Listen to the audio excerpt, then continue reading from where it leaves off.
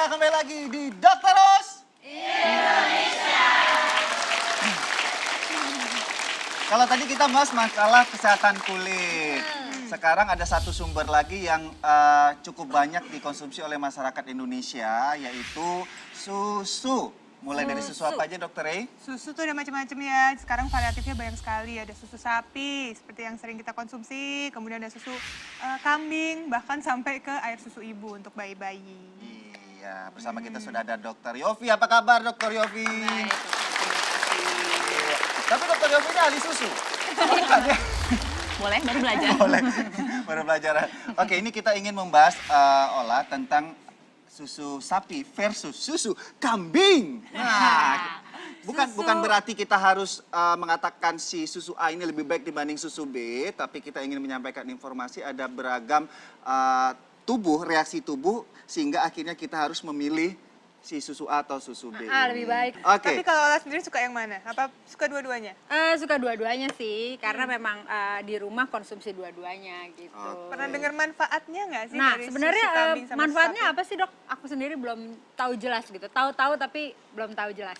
Nah, Oke, Dr. sebetulnya Yofi. baik susu kambing maupun susu sapi sama-sama mempunyai kandungan nutrisi yang baik untuk memenuhi kebutuhan hidup sehari-hari. Jadi dua-duanya juga sama-sama baiknya sebetulnya gitu. Oke. Karena di dalamnya tuh memang ada takaran gizi Iya. tertentu, tapi dari takaran ini yang membuat tubuh kita tuh berespon sesuatu sehingga akhirnya kalau kita ngalami kondisi kayak intoleransi laktosa mungkin ya, Oke. yang hampir banyak dialami oleh balita, di mana minum susu misalnya susu sapi akhirnya gampang mencret. Ya, mengalami diare, kolik gitu ya. Atau bahkan susah gangguan. pup juga bisa, ya kan? Ya, Iya. betul sekali. Oke, kita ingin membahas sedikit mengenai perbedaan atau perbandingan gizi dari susu sapi dan susu kambing. Apa yang perlu diketahui oleh pemirsa di rumah antara kedua susu ini, Dok? Oke, sebetulnya kalau kita bicara perbandingan nilai gizi, sebetulnya ini berdua bersaing sekali sebetulnya.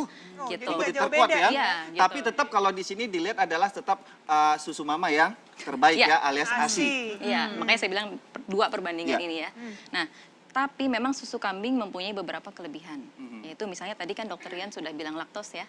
Dia lebih rendah laktosnya. Terus kalau untuk vitamin dan mineral dia lebih tinggi dalam beberapa hal. Seperti misalnya lebih tinggi kalsium, magnesium, zat besi, selenium ya. Yang pernah dengar kita tahu bahwa selenium sangat baik untuk antioksidan. Iya. Itu dia lebih tinggi. Tapi memang juga ada kurangnya. Kalau susu kambing dia agak kurang di asam folat sebetulnya Zat gitu. besi ya untuk Asam folat. Asam Jadi folat. untuk ibu folatnya, hamil. untuk ibu hamil ya. Ya, itu sebetulnya ini kalah dibandingkan susu sapi.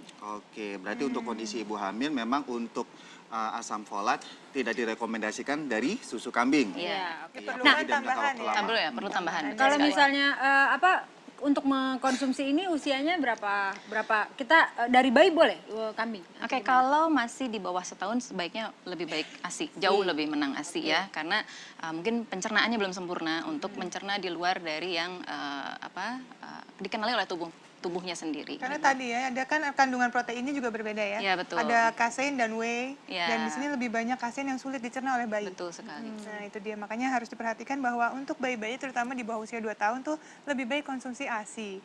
Beberapa hal memang tadi karena kita bicara masalah nilai gizi tidak terlepas dari yang namanya kayak globulin, albumin. Iya, Ini kan juga faktor yang menentukan kondisi di mana proses penyerapannya, Iya. kemudian kadar lemaknya itu mikro atau makromolekulnya, Betul. jadi mudah dicerna. Betul. Nah, proses-proses apa yang mengakibatkan susu sapi ini lebih baik dikonsumsi oleh orang tertentu atau susu kambing sebaliknya? Oke, kalau misalnya kita bicara orang yang tidak mempunyai keluhan apapun ketika mengkonsumsi susu sapi, maka silakan lanjutkan. Oke. Tapi kalau misalnya mulai muncul suatu masalah seperti alergi, tapi sebetulnya gini ya, kalau kita mau mendiagnosa bahwa seseorang ini alergi memang butuh pemeriksaan tertentu ya. Tapi bisa jadi juga kita mulai mencoba beralih ke susu kambing karena susu kambing seperti sudah tadi disebutkan dia lebih rendah laktos dan kasein, di mana dua hal ini yang penyebab utama alergi biasanya dari susu sapi tersebut. Nah, ada pendapat-pendapat nih di luar sana. Masyarakat juga beranggapan bahwa kalau minum susu kambing itu justru malah bisa mengobati alergi. Bahkan gangguan di saluran pernafasan nih. Pernah dengar nggak, Ola? Nggak sih, Katanya nggak biar nggak alergi, biar kalau ada asma bisa sembuh gitu. Kalau itu Ola nggak pernah dengar, tapi buat obat kuat pernah dengar. Apa Olah? Obat kuat. Ibu percaya susu kambing buat obat kuat? Oh, ibu pernah percaya. Oh, sih. Buktikan Bu, buktikan. Enggak, kita gini, sekarang kita bicara masalah usia harus percaya usia yang lebih dewasa, ya, pengalamannya lebih banyak. Tapi gimana nih Dokter Oke, Yofi? sebetulnya gini, kalau untuk mengobati mungkin bahasanya kurang pas ya, Ya. tapi kalau untuk mengurangi gejala mungkin bisa, karena tadi kan dengan minim alergi maka gejala apa tadi seperti gangguan pernapasan atau pernapasan. asma akan berkurang. Mungkin juga yang membantu tadi selenium, karena selenium itu baik untuk membentuk antioksidan alami dalam badan yaitu glutathione. Dan juga jangan lupa ini tadi kalau nggak salah Dokter Rian sempat cerita ya, proses pengolahan susu ini sendiri. Kalau susu sapi ini tidak homogen. Jadi dia Artinya? bergumpal-gumpal gitu. Lemaknya itu gampang terpisah sehingga untuk tetap cair seperti ini dia perlu proses homogenisasi. Di mana sayangnya proses itu bisa meningkatkan kadar radikal bebas sebenarnya dibanding susu kambing Kalau yang susu dia kambing tidak tidak perlu perlu. katanya gitu. Jadi sehingga kadar radikal bebasnya lebih sedikit. Iya, kalau kita melihat dari status warna, sekarang kan Iya. banyak sekali produsen susu sapi atau susu kambing. Nah, ini untuk warna asli kan ada kaitannya dengan kandungan seperti beta karoten atau Betul. vitamin A. Itu ada Betul. perbedaan nggak? Iya, memang susu kambing dia lebih tinggi ke vitamin A, sedangkan susu sapi lebih ke beta karoten sehingga warnanya agak sedikit lebih kuning atau oranye kali ya. Oke, ini kan seperti juga itu. untuk ibu-ibu di rumah karena banyak sekali penyedia susu jadi tidak mudah terkecoh ya. Iya. Susu siapakah ini sebenarnya? Susu ibu.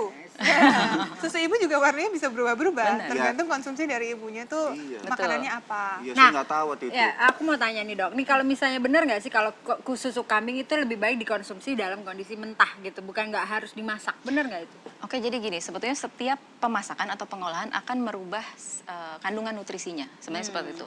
Semakin dipanaskan misalnya, dia akan semakin merubah strukturnya. Tapi hati-hati juga ketika kita mengkonsumsi yang benar-benar mentah, itu tetap ada resiko seperti infeksi ya, terkontaminasi maksudnya. Oh, oke. Bakteri, virus, segala macam itu yang harus dipikirkan Tetap juga. harus di Iya.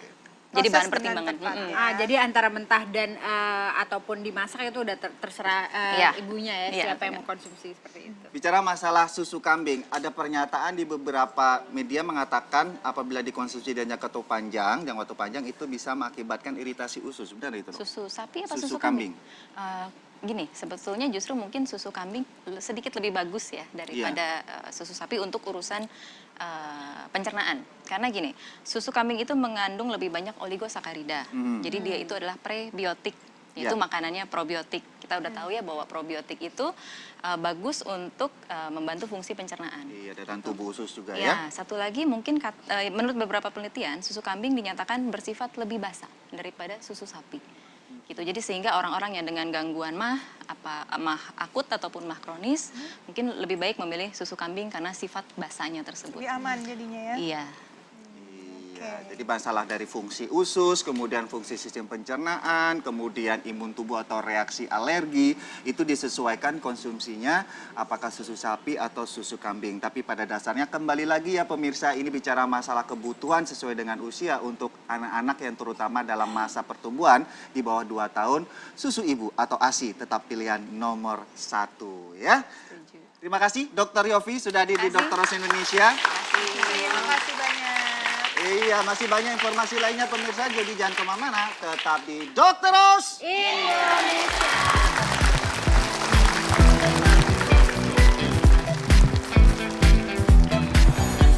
Selain kurangnya nutrisi dan vitamin, benarkah kawat gigi menjadi penyebab timbulnya sariawan pada mulut? Sesaat lagi hanya di Dr. Oz Indonesia. Menggunakan kawat gigi itu butuh adaptasi. Salah satunya adalah lapisan mukosa pada rongga mulut.